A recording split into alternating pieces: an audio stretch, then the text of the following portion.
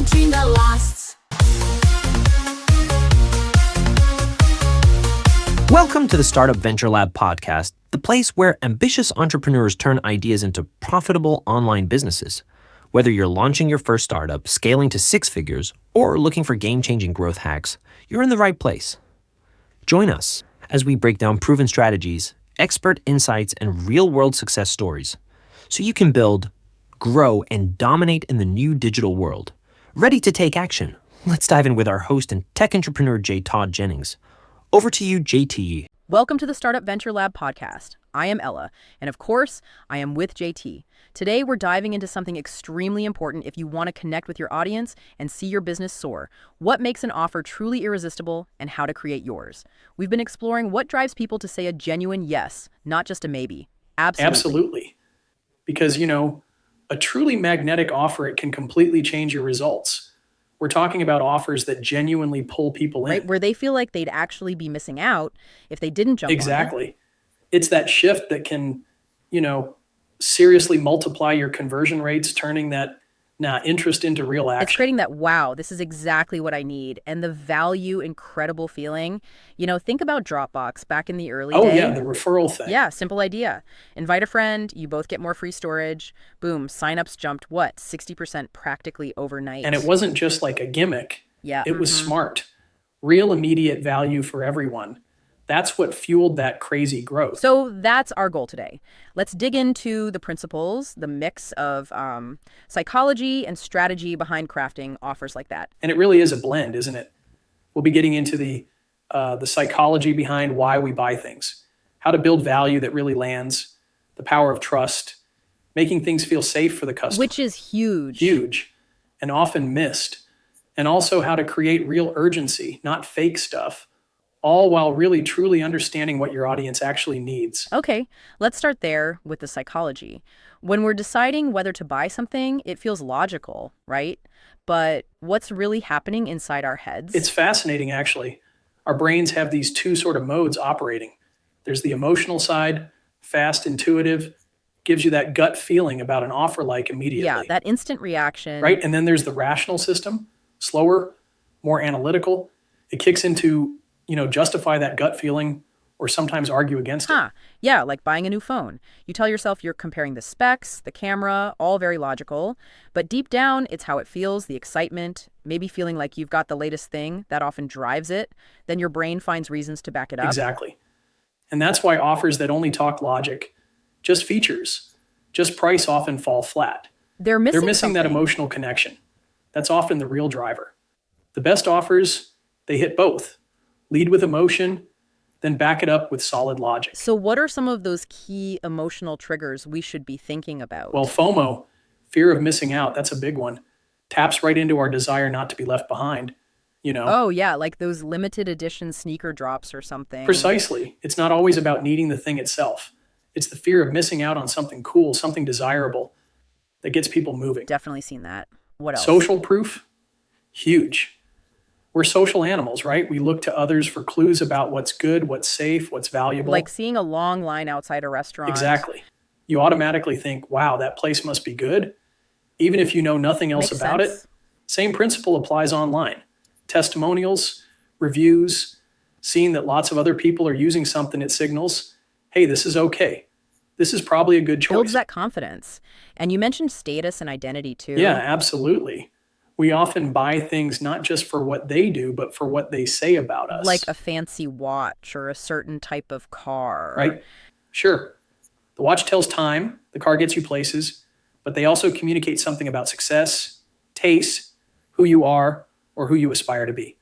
So your offer needs to think about how it fits with that identity. Okay. So engage the emotions, use social proof, but we still need that solid value. It's not just about the price, is it? Not at all. It's about perceived value. How valuable does your customer think your offer is? That perception is way more powerful than what it actually costs you to deliver it. So shaping that perception is key. Absolutely critical. And there are sort of three pillars to strong perceived value. First, the value to price ratio needs to feel like a great deal for the customer. Like they're getting way more than they're paying. A bit of a no-brainer feeling. Yeah. Second, your unique value proposition. What makes you different and better has to be crystal clear and compelling. Can't be fuzzy. Nope. And third, the total value needs to be easy to grasp, ideally quantifiable. People should see in concrete terms what they're getting. So how do companies actually boost that perception? Are there specific strategies? Oh, definitely. Smart psychological tactics. One is comparison anchoring. You know the Williams-Sonoma story. The bread maker, tell me. Right? They brought out this super high-end $429 bread maker. Sales were okay, but what really happened was sales of their existing $279 model basically doubled. Wow, why? Because the $429 one acted as an anchor. Suddenly, the $279 one looked like a fantastic bargain in comparison. It shifted the whole perception of value. That's clever, just providing that reference point. What else works? Value stacking, this is a big one. Instead of just one thing, you bundle together multiple related Like pieces. a package deal? Sort of, but strategic. Each piece adds its own perceived value. Think of a big online course. It's not just videos, right? Right, there might be templates, Q&A calls, a community. Exactly. Each of those feels valuable on its own. You stack them up, and the total perceived value feels way bigger than the price tag, and often much bigger than the sum of the parts if sold separately. But the key is that each part has to feel genuinely valuable, right? Not just random fluff thrown in. 100%. Each element needs to make sense, enhance the core offer. You can't just artificially inflate numbers. People see through that pretty quickly. It has to be legitimate value. Okay, so we've got psychology, we've got value perception. What's the next really critical piece for an irresistible offer? Building trust and actively removing risk for the customer. This is so powerful and honestly, often really underutilized. Because every purchase feels a bit risky, doesn't it? It does, even small ones. Will this actually work? Will I get the result I want? What if I need help? What if I hate it? All those what ifs. Yeah, those doubts can kill a sale. So how do we tackle that head on? Through risk reversal. You basically take those fears and flip them into reasons to buy. Strong guarantees are a classic example. Like a money-back guarantee. Yes. But even better, think. Better than money-back guarantees. Look at Zappos. Free shipping both ways. A 365-day return policy. A whole year? That's bold. It is. And it almost completely removes the risk of buying shoes online. It makes trying them incredibly easy. Huge trust builder. Okay, that's powerful. What about other types of guarantees? Performance-based guarantees can be really compelling too. These promise a specific, measurable outcome. Like what? Like maybe a marketing consultant guarantees double your email open rates in 30 days or get your money back, plus I'll give you $100 for your trouble. Wow, that shows incredible confidence. Exactly. It removes the financial risk and adds a potential upside. Makes the offer feel much safer, even exciting. Beyond guarantees, what else builds that essential trust? Lots of things contribute. Transparent pricing, no hidden fees ever, clear, simple terms and conditions, making support easy to find and access. Shows you stand behind it. Right? Any third-party validation helps too. Certifications, awards, good press, and of course, strong social We proof. talked about social proof for emotions, but it works for trust too. Absolutely. It does double duty. Video testimonials from happy customers, detailed case studies, before and after photos showing Seeing real is results. believing. It really is. Endorsements from experts, even authentic stuff people share online about using your product. All of it builds credibility and makes people feel safer saying yes. Emotion, value, trust, risk removed. Is there one more piece to make an offer truly hard to refuse? Yes. Authentic urgency. Without a real reason to act now, even the best offer can get put on the back burner. I'll think about it. And then forgotten. Yeah. But you said authentic urgency. What's the difference? Huge difference. Artificial urgency is tough, like fake countdown timers or sale ends tonight for no reason. It feels pushy, And manipulative. can damage trust long term. Totally. Authentic urgency comes from genuine limitations. Think seasonal offers like lawn care specials in the spring, limited production runs because you only have so much capacity, real scarcity of materials, early bird pricing for an event with limited seats. So it needs to be grounded in reality. Absolutely. You need a credible reason why the offer is time sensitive or limited. Netflix does this well when they say certain movies are leaving soon. Right. That's a real deadline. It is. It's a natural constraint, and it creates genuine urgency for people who want to watch those titles. It doesn't feel forced. Okay. This is all pointing back to something fundamental. You have to understand your customer deeply. We can't just guess what they want. Oh, can that's we? probably the biggest mistake companies make. There's that classic founder insight. We built what we thought customers wanted, not what they actually needed. Ouch, expensive lesson. Very. And research backs this up.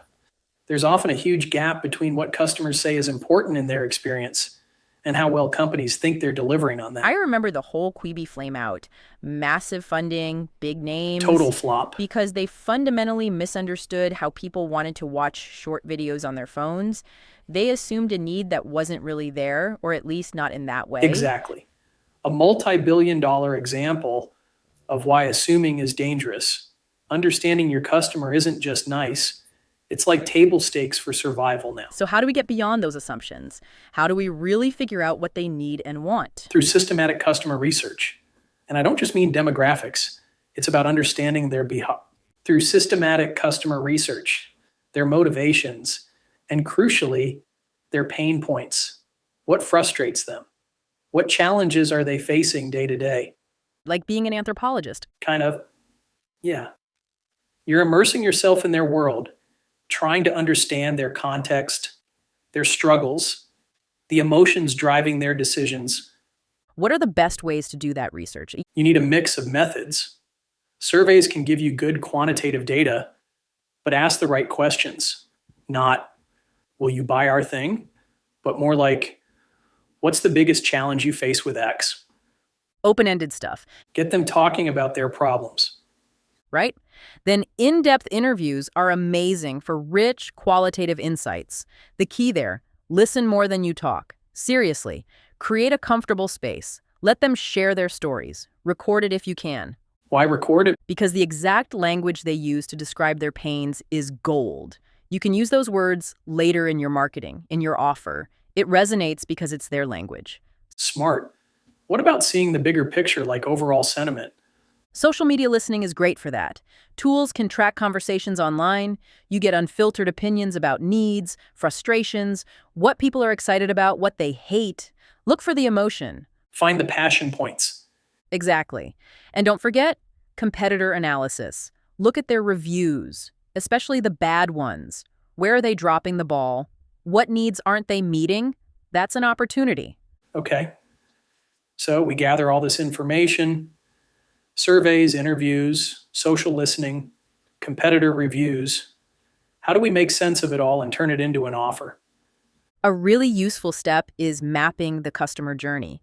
Visualize every single touch point someone has with your business, from first hearing about you to becoming a long-term customer. Start to finish. Yeah. And for each stage, you note down, what are they doing? What are they feeling? What questions do they have?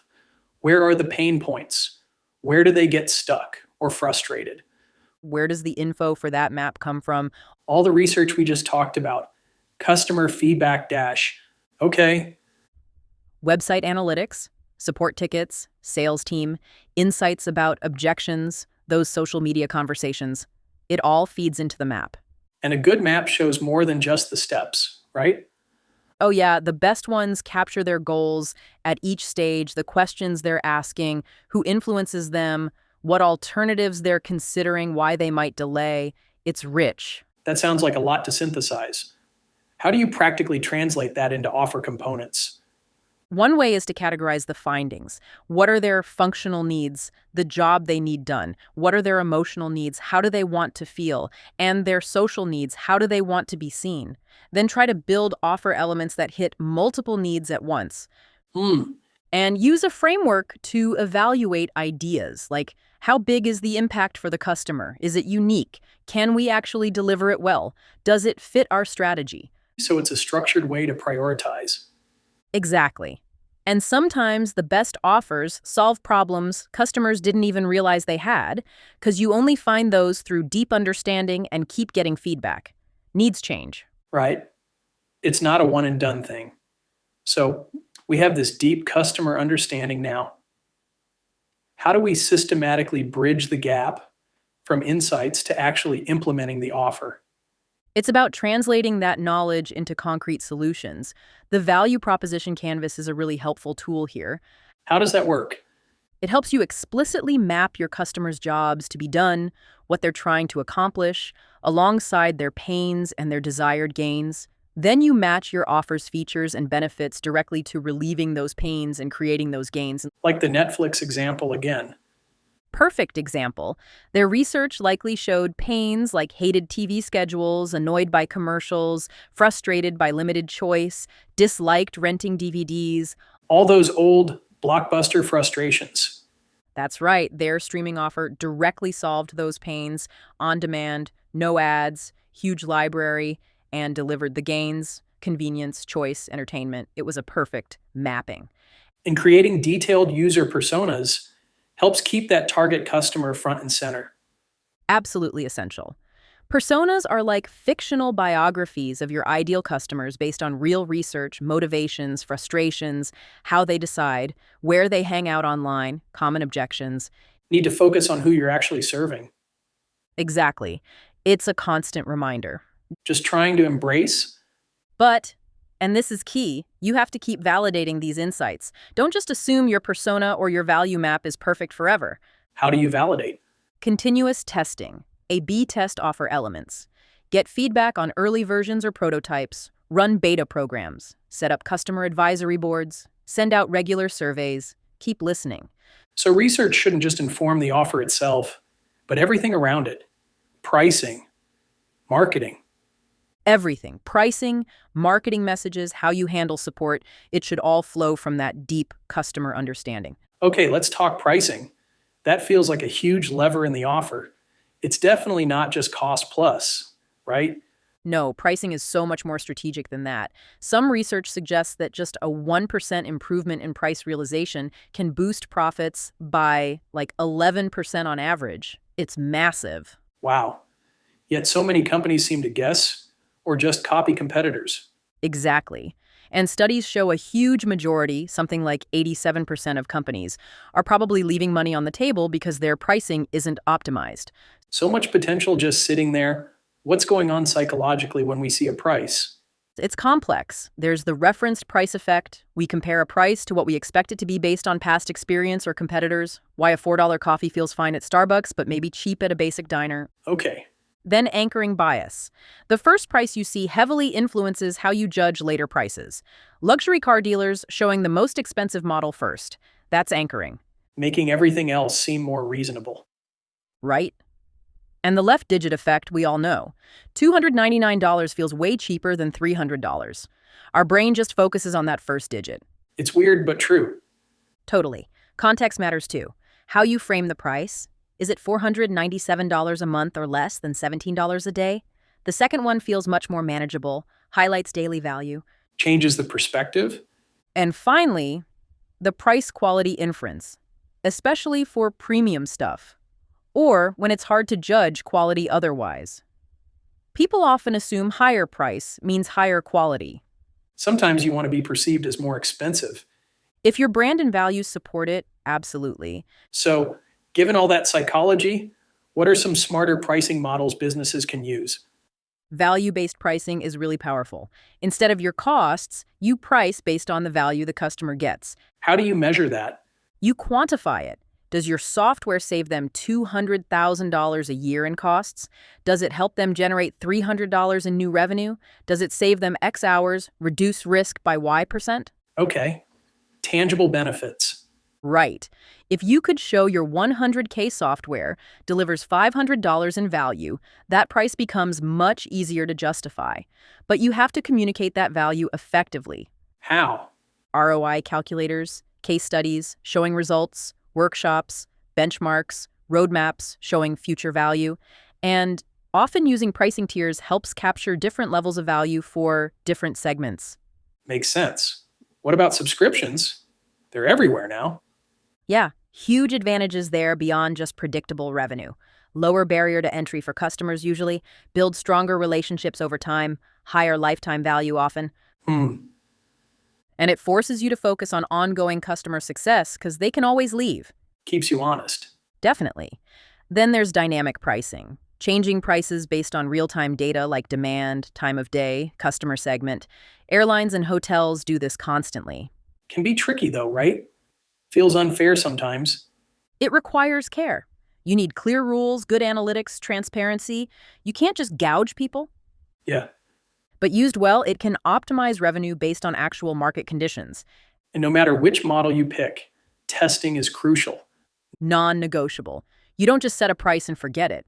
You have to constantly test, not just the price point, but the model itself, the packaging, the features included at each tier, the payment terms, how you present it, Lots of variables. loads, and track the impact on everything: conversions, average order value, lifetime value, churn, feature usage, support costs, satisfaction.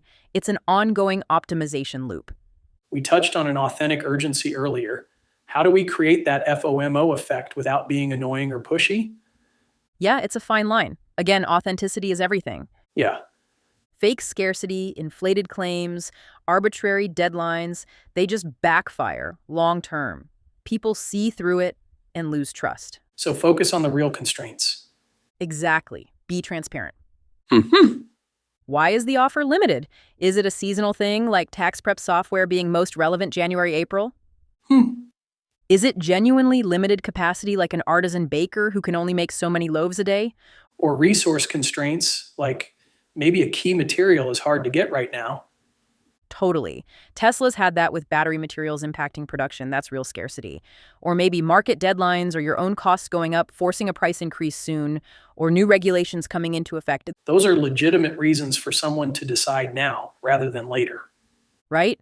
And you need to communicate why. Don't just say, ends Friday. Say, our early bird pricing ends Friday because we need final numbers for catering. Or, this bonus is only available this week because the expert providing it has limited availability. Give the context, makes it believable. Makes it believable, makes it respectful. You're giving them a valid reason to act, not just applying pressure. And test how you communicate it. Maybe explain the reason clearly converts better than just a countdown timer. Okay, let's shift to some specific tactics: bundling, bonuses, guarantees. You mentioned a meal kit company that turned things around by restructuring their offer. Yeah, that was a great example. They went from struggling to thriving by offering more flexible bundles, adding relevant bonuses like wine pairings, and introducing a strong satisfaction guarantee. It hit retention, acquisition costs, everything. So let's break down bundling. What's the psychology there? It simplifies decision-making. Instead of evaluating 5 different things, the customer evaluates one package.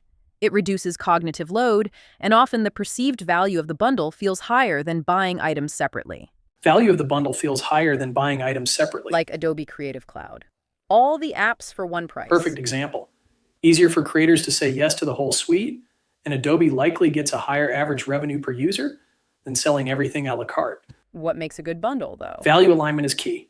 The items should logically go together and help the customer achieve their goal better, like website hosting bundled with the domain name, SSL, and email. They all work together. Makes sense. What about bonuses? How do they make an offer irresistible? The bonuses enhance the main offer, often by tackling a specific objection or adding extra perceived value. They should be strategic. Not just random extras. Think about what might make someone hesitate.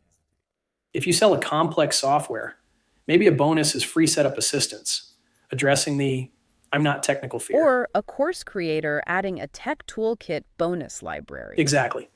Address the objection directly with a valuable bonus.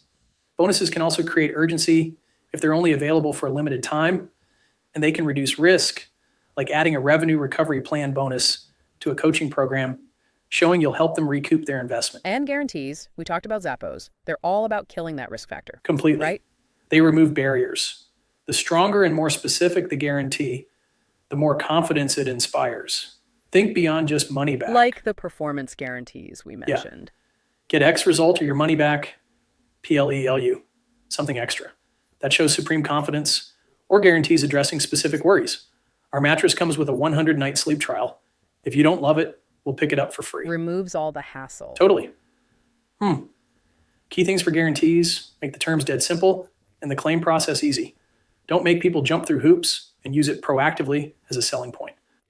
It shows you stand firmly behind what you offer. So we've covered a ton of ground. Psychology, value, trust, urgency, research, pricing, tactics. It seems like the final piece is realizing this isn't a one-time setup. It's constant refinement. Oh, absolutely. Crafting the offer is just the start. Optimizing it is an ongoing journey. Look at HubSpot. They took their conversion rate from like 2.3% to 7.8% in 6 months. Systematic That's optimization. a massive Huge. jump. But it doesn't happen by accident. It takes commitment. The opposite is businesses that launch an offer and then just leave it. Market leaders, your Amazons, your Netflixes, they're testing constantly. Everything. So what's the foundation for doing that kind of testing effectively? First, know your numbers. Establish clear baseline metrics, conversion rates at each step, average order value, refunds, customer satisfaction, how quickly people get value, know where you stand Get now. that benchmark. Yep, and understand the context. Where is traffic coming from? How are different segments behaving? What's happening in the market? Then define what success looks like for each test. Is it just immediate conversion or long-term retention? Both. And balance speed with getting reliable data. Exactly. Some tests need more time to reach statistical significance, especially big changes like pricing. Others, like tweaking a headline or urgency element, you might test faster. Have a testing calendar, but stay agile. Beyond simple A/B tests, what are more advanced strategies? Multivariate testing is powerful. Instead of testing A versus B, you test combinations of elements. Maybe for enterprise software, you test feature set 1 versus 2, combined with guarantee A versus B, combined with support level X versus Y. See how different elements interact. Right. Which combination performs best overall? And crucially, segment your testing. An offer that works for small businesses might completely fail with enterprise clients or vice versa. Tailor tests to specific groups. Definitely. Test by company size, industry, location, tech stack, whatever makes sense. You'll get much richer insights. And how do we make sure this optimization is truly data-driven, not just gut Combine the feelings? quantitative, the numbers, with the qualitative, the why. Track conversions, yes, but also track engagement, usage patterns, support tickets, churn Get reasons. the full story. And actively collect qualitative feedback, surveys, interviews, listen to sales calls, read support chats, monitor social media. Systematically categorize this feedback. What themes keep popping up? Connect the what with the why. Exactly. Build automated tracking where possible. Get alerts for big changes, like if cart abandonment suddenly spikes. Have clear processes. How do we analyze results? Who decides what to test next? How do we roll out winning changes quickly? Make it a system, not just random acts of Precisely. It's a continuous loop. Build, measure, learn, repeat, and be ready to adapt. What works today might not work tomorrow. This has been incredibly insightful. Really a deep dive into making offers people genuinely want. The big takeaway for me is it's not about tricks. It's about deep understanding, real value, and constant improvement. You nailed it. It's about aligning your offer so perfectly with what your ideal customer needs and wants, removing the fear, making the value crystal clear, that saying yes just feels like the smartest, easiest thing to do. So for everyone listening, think about your own offers right now. What's maybe one small change? Just one thing you could make today to remove some friction, to make it feel more like a no-brainer for your perfect customer? That's a great question to ponder. Definitely consider that. Reflect on the principles we discussed, like psychology, value, trust, urgency, all of them. Where do you see the biggest opportunity? Remember, it's a continuous process, but those small, consistent improvements lead to significant growth over time. Thanks for joining JT and me for this deep dive. Tune in to the Startup Venture Lab podcast next week for the second episode in Build What Sells. This podcast is brought to you by the Startup Venture Lab. If you're interested in starting an online business, have an idea, or are looking to grow your business, check out our exclusive member community online at startupventurelab.com.